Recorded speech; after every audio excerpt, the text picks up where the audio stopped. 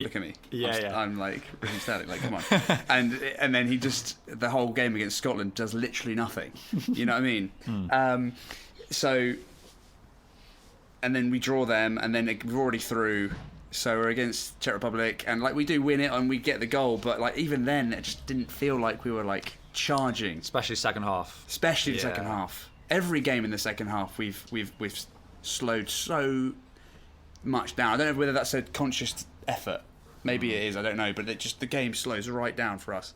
Yeah. Every second half so far. Which is going to be a problem if we're level or behind in the second half, and we need to take it up a notch. And the problem is we're not finishing the chances. We seem to be getting loads of chances in the first 10 minutes. Yeah. 3-4 chances on goal.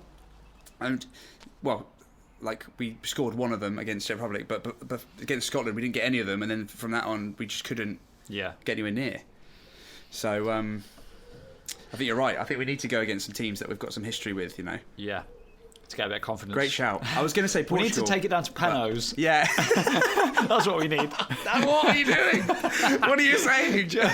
Oh, Lord. Sorry, no, I didn't say that. No, I won't jinx it. You know what it is? The boys haven't got a 1,000-yard stare by their side. They haven't got one of these hazy pale ales to take them into second gear. That's what it is. They get the first goal. They've got a Yankee pale ale. They've got the first goal, but they've not got anything to take them up a notch. You know what? I heard Ronaldo wouldn't move off of the press stand. You know, he moved those Cokes. He doesn't want to be associated with Coke. Yeah. I hear Roosters Brewery he's cool with. Oh, yeah, he's fine. Yeah, he'd be fine with that. In fact, Roosters, if you send Cristiano... what, a few hundred mil? few hundred thousand, sorry? Yeah. Mil, Jesus, sorry. I know he's good, but he's not that good. Jesus. I thought you meant quantity of booze. I was like, no, he wants a full tin. Yeah. Few hundred mil. Just the backwash of a couple of pints, just send that over to him. And just, he'll love it. Yeah. I think he would, actually. This would go down a treat. Costa del Sol. Refreshing. Algarve. Half time. What is he? Spanish? No, he's Portuguese. Portuguese, yeah. Algarve, yeah. That's where he's drinking this. Half time, a couple of orange slices. 1,000-yard stare. You sorted. I'd love it if footballers still ate orange segments at half time. Mate, so refreshing. One of my fondest memories is at the hockey club where I used to play, and just every half time someone would just shift a load of oranges down to the goals, you know. Nice. And the whole team would just congregate on the goal and just eating some oranges. Brilliant, lad. That's what that's another thing I'm proud of being British for. Yeah. Orange slices at half time. Oh mate. So I've been on a bit of a Harrison Ford hype the last couple of days. Oh yeah. So I've been skirting around on the streaming services. Of course. All the services are available. And watched 2 in the past couple of days. All right, what you got? In fact, the missus has loved them both, which I was very surprised at, because usually she's not into that sort of action thriller, 80s, 90s action thriller. He was an action thriller boss, wasn't he? Yeah, that was his. And he nailed bag. Yep. And the first one we watched was Clear and Present Danger. Sure. The Jack Ryan novel, Tom Clancy. Tom Clancy, sorry, I was going to say Andy McNabb then, but yeah, no, Tom Clancy, sure. Yeah. Political espionage. Cocaine bosses, drug dealers, guns, choppers, men being left behind, all-star cast, Willem Dafoe, can't remember the names of the other guys, but you'll recognise them from every single action film you've ever watched. Yep. It's the same boys that are in there, and that's a good thing. And it was fantastic. Yeah, it was just really good, and I can't believe I hadn't seen it before. So I'm going to go back and watch the Patriot Games, which I think was the one before that, right? Yeah, I think so. Have you seen either of those? I'm pretty sure I've seen the majority, or at least half of Patriot Games. Cool. But I haven't seen the full of either of those films. Great. There's I need to go back and do all the Tom Clancy's, because Tom Clancy, I used to have a fascination with his books as a kid. Yeah. Never make my way through them because they're hefty tomes. Yeah. But like Rainbow Six, I don't know if you know that one. I don't. Oh man, I've listened to the audiobook now because I've got to that point now where if I'm not keen on reading the full book, I just get the audiobook on because it's so much easier. Yeah. But it's so good. It's like this mixed bag of the best army guys Sweet. across the world. Basically, there's a German guy, there's an English guy, there's an American guy. You know, Nice. like the German guy's this sniper that's sick, and then course. the English guy's like an explosives expert, and they're just Sapper. just exactly just fighting terrorism. It's great. But Amazing. I always had a fascination with his books, so I definitely want to get on the films. Great. What's the other one? Red October. Hunt for Red October with Sean Connery. Right? Yes. That's Tom Clancy, I'm pretty sure. I think that was before. That was the first one, Right. The first film adaptation, I think, just Sure. from my brief Wikipediaing after watching Clear Present Danger. And then there are obviously some modern ones, right, with new people. I've seen the TV show. There's a TV show, 2 seasons, Oh. with Dan Krasinski, the guy from The Office, the American version, Oh, okay, yeah. who, you know, if you've only seen him in The Office, is like a curveball, but he's actually he's funny enough and actiony enough to be a really good action sort of protagonist. Oh, so nice. yeah, he's good. He's very good, actually. Fantastic. Okay, cool. So I'm going to dig deeper in Jack Ryan. Yeah, and it is literally called Jack Ryan, I think, that show. Okay, cool. That TV show. It's good. But yeah, sure, man. That sounds fantastic. So that was the first The first one we watched. one you watched. Yep. Second one was The Fugitive. Ah, You ever seen this? is that I didn't kill my wife? Yeah. I don't care. Yeah, exactly. Yes. So Harrison Ford plays a doctor who's accused of murdering his wife. It's not a spoiler because you know at the very Yeah, start of the that's film the that premise, he hasn't killed his wife. Tommy Lee Jones is the cop who's tasked with bringing him in when his prison bus en route to prison crashes, basically. So he's about to go to prison to be on death row. His bus crashes. He escapes. He's on the run. He's a fugitive now, right? Hence the name. Tommy Lee Jones is after him. Yeah. And hilarity doesn't ensue, but like incredible action ensues, right? That make you smile. Yeah, big time. Yeah, it's absolutely fantastic stuff. Again, like full of all these actors that you're like, oh God, it's this guy. You know, the guy, one of the guys from Living Daylights, the Dalton Bond, is in Sure. it. He's Okay. can't say anything about him because that would spoil it, but he's in it basically. Yeah. Yeah, it's just a fantastic film. I think we all know what he did. Oh God, it's a long film as well. Yeah. No, it's fantastic. Yeah, Great. It's really good. Well Awesome. worth the watch. Again, lots of like sort of political stuff in there, and like chemical companies and all this sort of like really cool stuff. And I think The Fugitive was it an old TV show or an old film, maybe in America in the 50s or something, 50s or 60s. So I think this is the remake that I'm talking about, and even that was like in the mid 90s. But it seems old enough to us now to be like a cool retro action film. So yeah, definitely check that out. Both included on one of your big streaming services. Amazing. 100% need to check that out. I think, again, I've seen a lot of The Fugitive, but I haven't seen the whole thing. And I think Harrison Ford is going to be on the pile with Sylvester Stallone of films that I need to like, you know, hang my head in shame because I haven't seen enough of them.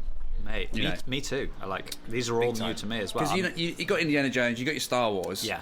and then you just don't think he's in anything else. Yeah, Air Force One maybe. Yeah. Oh, and Blade Runner. Oh, That's yeah. a big one. But yeah, other than that, Air Force One, of course, what a classic. But yeah, there's so many I think I need to check out. A Fugitive's definitely on there. But again, I love Tom Clancy. How have I not done this sooner? All right, changing gear with TV/films. Yeah, do it. Mayor of Easttown. Oh, never heard of it. Oh, never heard of her. Never heard of her. Well, her is the correct word. I've got something flying near me. Jesus. Okay. And it's not masonry bee. It's not, but it could be more dangerous, Adam. You don't know. You never know.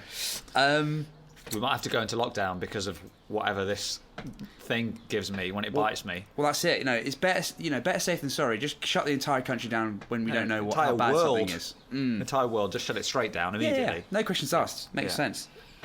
Tried and tested. Bloody great policy that. So it's I think most people are talking. It's one of those shows like, oh, have you seen Mayor of Easttown? Oh, it's bloody great. Right. It's on Now TV. It must have been on Sky or something. Oh, it's on a streaming service. Anyway, it's got Kate Blanchett. Nope. Kate Blanchett Wrong. Yep. in it, playing a Minnesotan ish, arid American grizzled cop. Fargo accent. Perfect. Yeah. Yes. And she drinks too much. She's had some family trauma that screwed her up, and she doesn't want to talk about it. Repressed it like crazy. Check. Yeah. She's divorced. Check. And it's like again, it's like a stereotypical character that we normally see with like Clint or I don't know, anyone. Name another male actor back in the 80s or whatever. Yeah. Like you've seen it, but she nails it. Oh, nice. One of the best like of that genre I've seen. Yeah. And it's a TV show, so it's like, I don't know, 8 episodes, and it's like a crime thriller about a murdered woman. And dude, like I'm so skeptical of those shows because my missus loves them and I'm not a massive fan most of the time. But this was really good, and like I say, she nails this like grizzled cop, which is like just a stereotypical character, which I love. You know? Yeah, yeah. And she just absolutely rocks it. Nice. Rocks it, man. Oh, So, man. yeah. I'm excited to see a female actor playing that grizzled cop role as well, because usually it's sort of middle-aged, bald white guy, right? Yes. Yeah. Plays that role, right? 100%, yeah. Yeah, sweet. Mate, I think there are certain really great female actors that really pull that role off as well. Yeah. The only other one that I've seen like that is Toni Collette. That's her name. Right. Fantastic actress. She's Muriel in Muriel's Wedding, and she's also the depressed mother in About a Boy. Yeah. You know, the Hugh Grant film. Yeah. She plays the mother, and she there's this series called Unbelievable, which was a Netflix miniseries, and she plays a fantastic cop. Again, like seen it all, been through it all, and she's like. There's a series of like pretty brutal assaults going on in, I think it's like Washington State, so it's like beautiful scenery and stuff, but yeah, some pretty horrible stuff going on, and she has to like solve this crime basically, and she plays that same sort of role, the lead grizzled detective, and she absolutely nails it. I think Toni Collette is just one of my favourite actors of all time. Great. She's so good. Like everything I've seen her in, it's always so varied as well. You know, whether she's playing something really heartfelt or something comedic or something like in Unbelievable, where she's just like a badass cop. You know, she nails it. Yeah. She's well up there for me, Toni Collette. Big time. Now, I'm not sure if I'm going to be bothered to edit what I said earlier, so I'm just going to say it now and we'll see. Yeah. Remember that time I said Kate Winslet?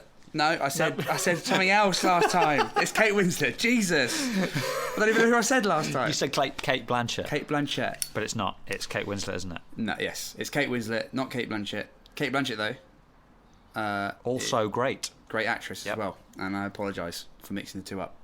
Kate Winslet, though, absolute queen. Yeah. Both boss. To be fair, we're always saying Willis when we mean Harrison Ford, or like Sly when we mean Arnold. I think I mean, Pete. He even thought it was Columbo when it was Arnold Schwarzenegger. Oh God. But yeah, it happens to the best of us, mate. Absolutely. And these cigars, mate. I tell you what. Recently, I watched The Weekend that you're going to love. Yeah. Instantly reminds me of it. Okay. Cuban hand-rolled cigars. You've got that perfect, like, you walk into the what's it called? Tobacco. Or the factory bit. Factory. Yeah. And you've got all the women sort of rolling them, and you've got a guy reading the newspaper over the tannoy, and James Bond walks in, and he goes to see his informant in Cuba, you know, sleeper informant. And I've walked into that. And we watched Die Another Day and Goldeneye this weekend, mate. And did you? You know what? I watched it because I hadn't seen it in a while, and I thought, you know what? I'm going to look at it with clear eyes. Yeah. And I'm going to look at it as a fan. Is it good? Yeah. Bloody hell, yes, it is. No, mate. I loved every moment of it. Oh, terrible, terrible film. Okay, listen, it's got a few great set plays in it. I'll give you that. I do love the North Korean bit at the start with the hovercrafts. That is sick. 100%. Where he twists his watch and the bomb goes. That's awesome. When they surf in. Yeah. Oh no, not the surfing bit. No. Just the twisty, bomby, diamondy, hovercrafty bit. That's sick. And I also love the fencing bit, just because I like fencing. Got my grade 1 fencing, by the way, just so you know. If you ever need a fencer, I think that's what you call them. Yeah. I've got grade 1, just so you know. Done it twice. Sounds actually. good. I got 2. So good you had to do it twice. So essentially, that's grade 2, isn't it? If you've got two grade 1s, that's grade 2. 11, right? mate. Grade 11. Exactly. off the scale, my friend. Okay, cool. Ice Palace, Ice Palace. No. Sunlaser. Terrible, terrible, terrible. All that's bad. After the fencing, it goes considerably downhill. I'm going to have to disagree with you there, but I don't want to get into this. We've done this too many times. I can hear listeners turning off